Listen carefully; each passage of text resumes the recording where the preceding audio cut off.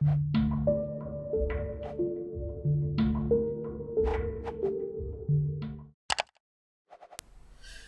aí, pessoal, vamos tratar hoje um tema importante. Vamos falar hoje de lesão por pressão. As lesões por pressão é o que nós chamávamos antes de úlceras por pressão, que hoje elas mudaram o termo conceitual, passaram a ser chamadas então de lesão por pressão, tá ok? Esse trabalho ele é uma contribuição das enfermeiras Ana Luísa, Mariana e Simone. Elas são enfermeiras residentes no Hospital das Clínicas da Universidade Federal do Triângulo Mineiro. Portanto, a contribuição importante dessas 3 enfermeiras residentes, lembrando que um dos nossos focos é de trabalhos para residência. Portanto, vamos prestar bem atenção e ver como foi desenvolvido o trabalho por essas 3 enfermeiras. Prestem bem atenção, vamos utilizar agora a expressão, como eu já disse, lesão por pressão e não mais úlcera por pressão. Outra mudança é que vamos utilizar o termo estágio e não grau. Quando falávamos sobre os graus das úlceras por pressão, agora vamos ver lá os estágios das lesões por pressão, ok? Então, agora o que é lesão por pressão? A definição internacional de lesão por pressão é uma lesão localizada na pele ou em tecidos subjacentes, normalmente sobre uma proeminência óssea. Esse que é o ponto importante. Para definirmos lesão por pressão, é importante que lembremos que ela deverá acontecer em proeminências ósseas secundárias a um aumento de pressão sobre o local, sobre esse tecido, sobre a pele, onde há proeminência óssea, uma pressão externa, né? Então de fora para dentro do corpo, ou uma pressão em combinação com cisalhamento. Então, além da pressão, pode haver fricção sobre a pele, pode haver o cisalhamento sobre a pele. Tal pressão sobre a proeminência óssea ela prejudica a circulação sanguínea, favorece a morte celular e, consequentemente, o aparecimento da úlcera ou o aparecimento da lesão. Aqui na imagem vocês podem ver exatamente como a lesão ela começa, como se dá o início dessa úlcera, dessa lesão por pressão. Agora, por que é importante prevenir? As lesões por pressão têm sido alvo de grande preocupação para o serviço de saúde, pois a sua ocorrência causa impacto tanto para os pacientes como para seus familiares. Então, o paciente muitas vezes ele adentra a unidade hospitalar para tratar uma causa, mas a lesão por pressão é uma causa secundária ao tempo de internamento associada a outros fatores. Então, além do paciente e da família, também é um problema para o próprio sistema de saúde, para as seguradoras de saúde, bem como para o prolongamento das internações, risco de infecção, sepse, mortalidade e outros agravos evitáveis para a saúde do paciente. Agora, quais são os fatores de risco para as lesões por pressão? Primeiro, pessoas com perda de sensibilidade, lesão medular. Pessoas que, por exemplo, sofrem de trauma raquimedular, pacientes que ficam acamados, especialmente perdem a sensibilidade de algumas partes do corpo, especialmente abaixo da coluna, são pacientes que terão um risco aumentado para a lesão por pressão. Pessoas incapazes ou com dificuldade de mobilização.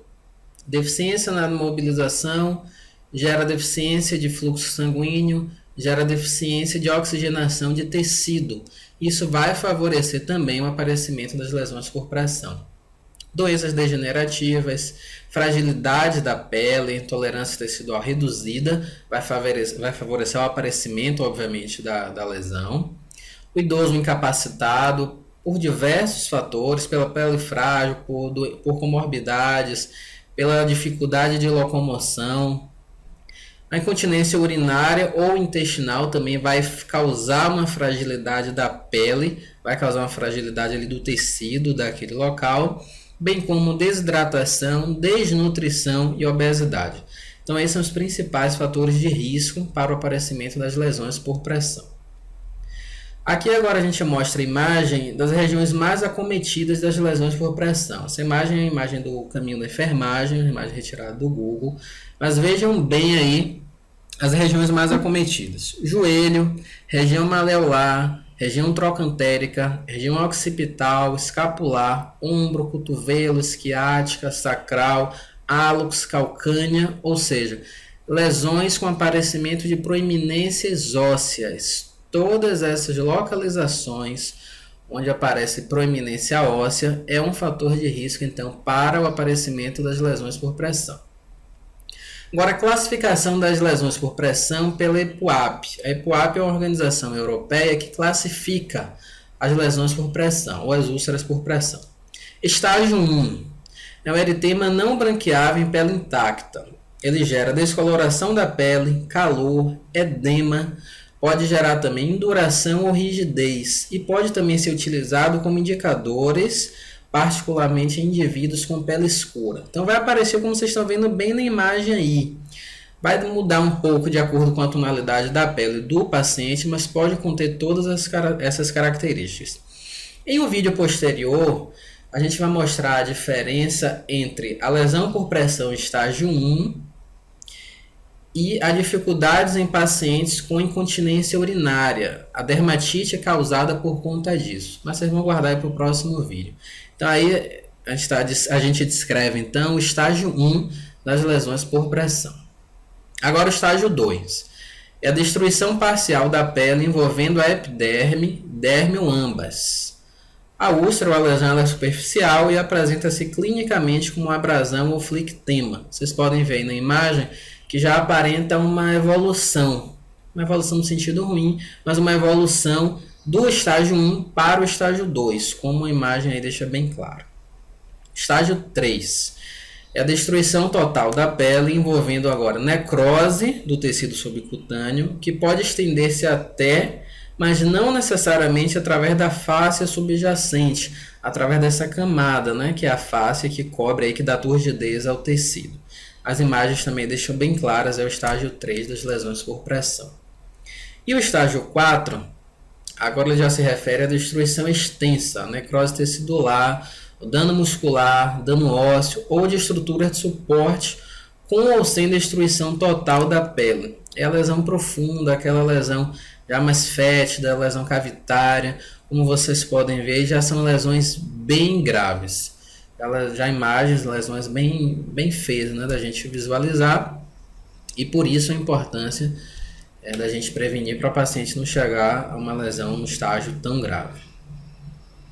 Agora, quais são os protocolos, né, para a gente prevenir as lesões por pressão e quais são as intervenções que a gente vai fazer?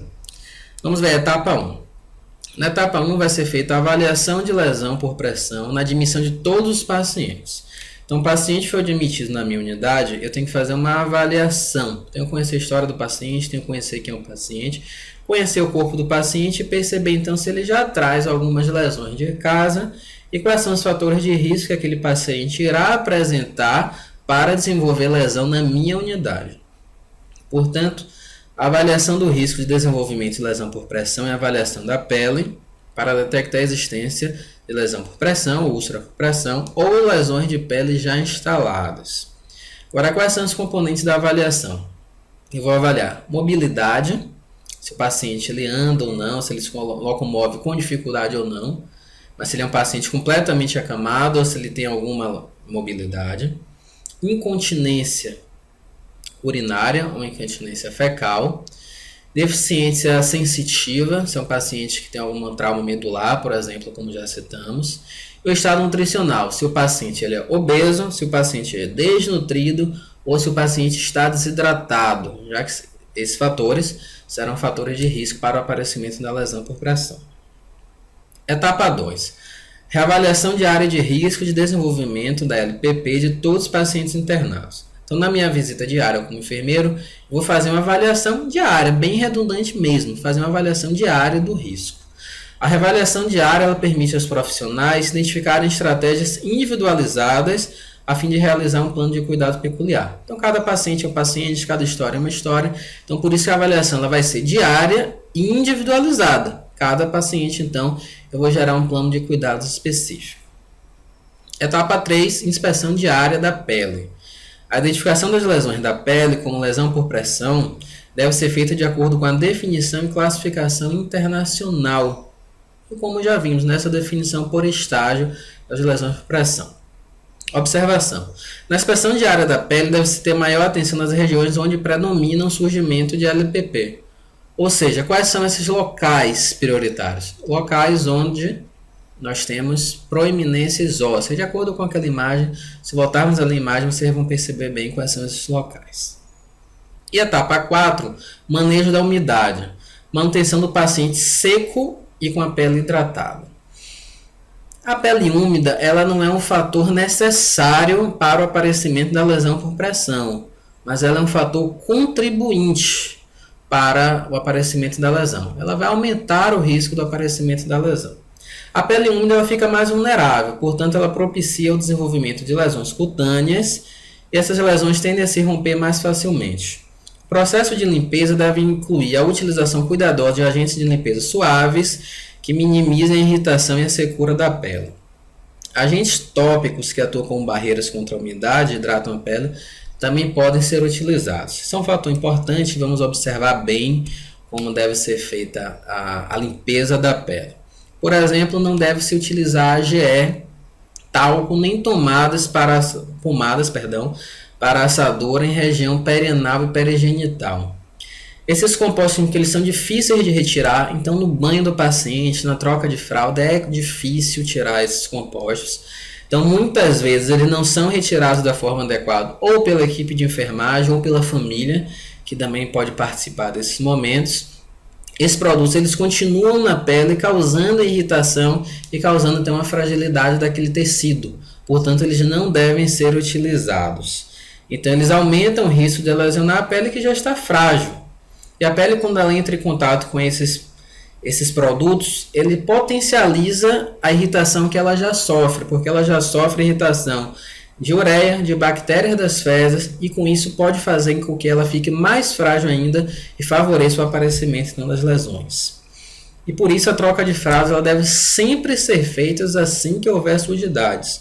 O paciente não pode ficar com fralda suja. Fralda suja significa troca de fralda, porque se a fralda não for trocada, vai aumentar o risco então do aparecimento das lesões.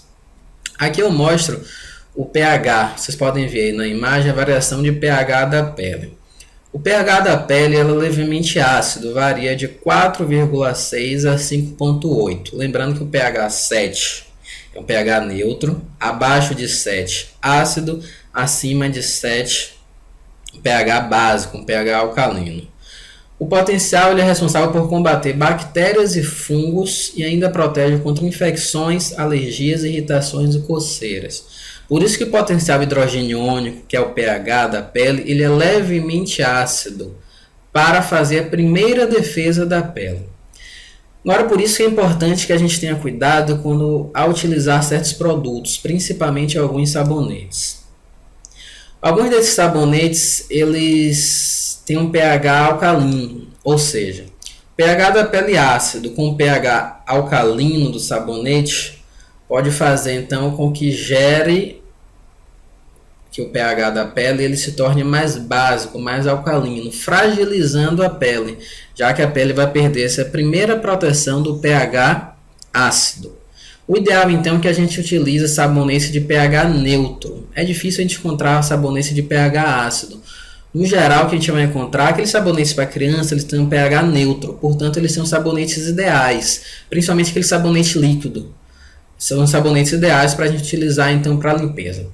A indústria farmacêutica já tem alguns produtos específicos com pH neutro e com pH levemente ácido. A gente pode procurar, as unidades hospitalares podem procurar então esses produtos, porque eles seriam até mais apropriados do que o sabonete líquido de pH neutro. Mas na falta desses produtos, ou principalmente com pacientes que a gente cuida em casa, esse sabonete líquido então ele seria de ótima utilidade para a manutenção do pH levemente ácido da pele, favorecendo então essa primeira barreira de proteção.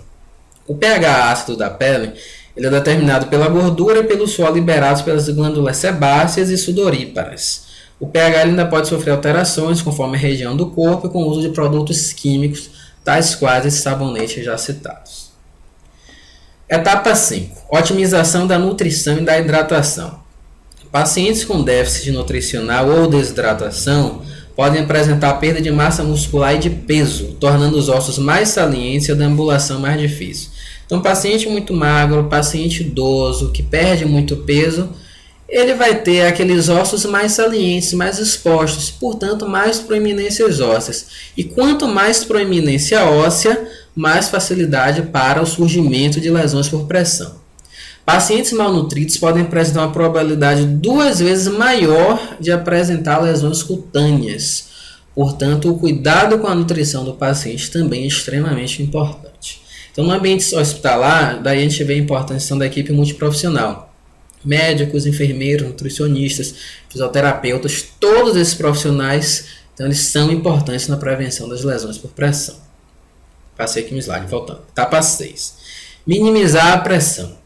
A redistribuição da pressão, especialmente sobre as proeminências ósseas, é a preocupação principal. Então, como é que a gente minimiza a pressão sobre proeminências ósseas? Mudando o paciente de decúbito. Todos os esforços devem ser feitos para redistribuir a pressão sobre a pele, seja pelo reposicionamento a cada 2 horas ou pela utilização de superfícies de redistribuição de pressão. Por exemplo, aqueles coxins que a gente utiliza no ambiente hospitalar. Aqueles coxins são ótimos para redistribuir a pressão, além da mudança de decúbito. O próximo slide, que foi o que eu acabei passando, vejam só. Aqui, de um lado, vocês vão ver os locais onde a pele ela vai sofrer maior pressão, né? Os locais de proeminência óssea, cabeça, ombro, cotovelo, região de quadril, calcanhar, região occipital, cotovelo, coxa. Então é preciso que a gente faça uma mudança de decúbito para variar a pressão nesses locais. E do lado, muitos hospitais já utilizam esse reloginho, um relógio que fica acima do leito do paciente, identificado o nome do paciente, identificando ali as horas que a gente deve mudar o decúbito e para qual decúbito deve ser mudado.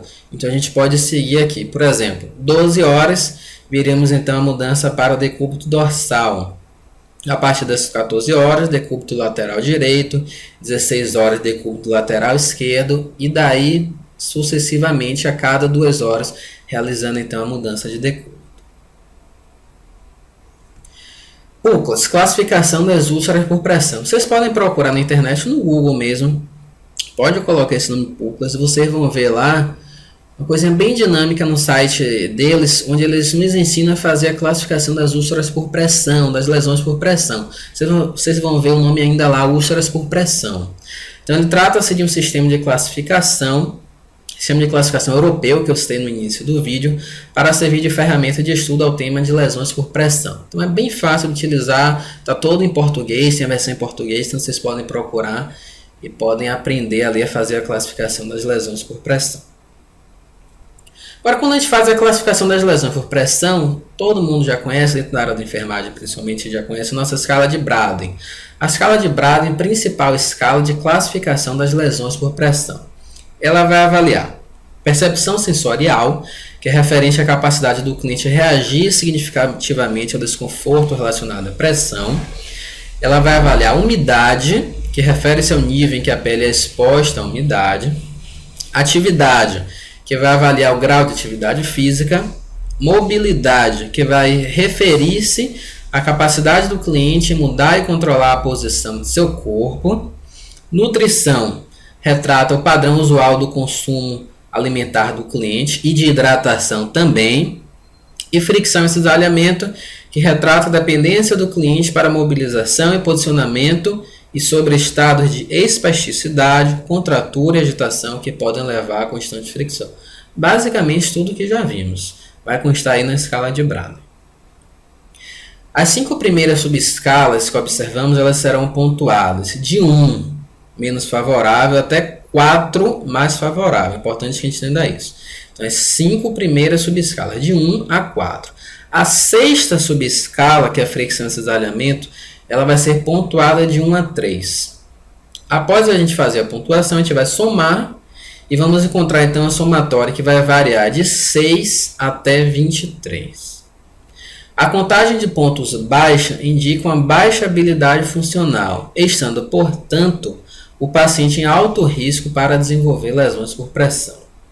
Ao fim da avaliação do cliente pelo enfermeiro, chega-se a uma pontuação que nos diz que, abaixo de 11, a gente vai encontrar então um paciente com risco elevado de desenvolver lesão por pressão. De 12 a 14 será o risco moderado de aparecimento de lesão por pressão. E de 15 a 16 um risco mínimo de aparecimento de lesão por pressão. Aqui a gente pode observar a imagem da escala de Braden. Como a gente vai perceber aqui as escalas: percepção sensorial, umidade, mobilidade, nutrição, fricção e cisalhamento, e do lado as pontuações.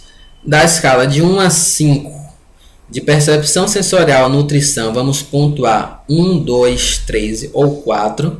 Então, completamente, por exemplo, para a percepção sensorial, completamente restrita, limitação e sem restrições. Vamos fazer então toda a pontuação e no fim à direita vamos então somar e colocar a somatória e através dos pontos então perceber o risco que o nosso paciente tem de desenvolver lesão por pressão. Ok, galera, então esse foi o nosso vídeo sobre lesões por pressão, um vídeo curto, porém importante para observarmos. Lembrando que é um tema recorrente nas provas de concurso, nas provas de residência de enfermagem, residência multidisciplinar. Espero ter contribuído. Fiquem atentos que vamos postar mais vídeos, ok? Tá, então nosso slogan Neto Paixão, vocês podem também curtir a página no Facebook. Nosso slogan do Residências Multi, um programa todo voltado, específico para as provas de residência. Podem procurar lá o nosso site Residências Multi. Tá ok? Aqui agora a nossa página no Facebook. Por favor, podem curtir, compartilhar, tirar dúvidas, mandar mensagens, sugerir temas para vídeos. Fiquem à vontade, tá ok? Tchau, tchau, até o próximo vídeo.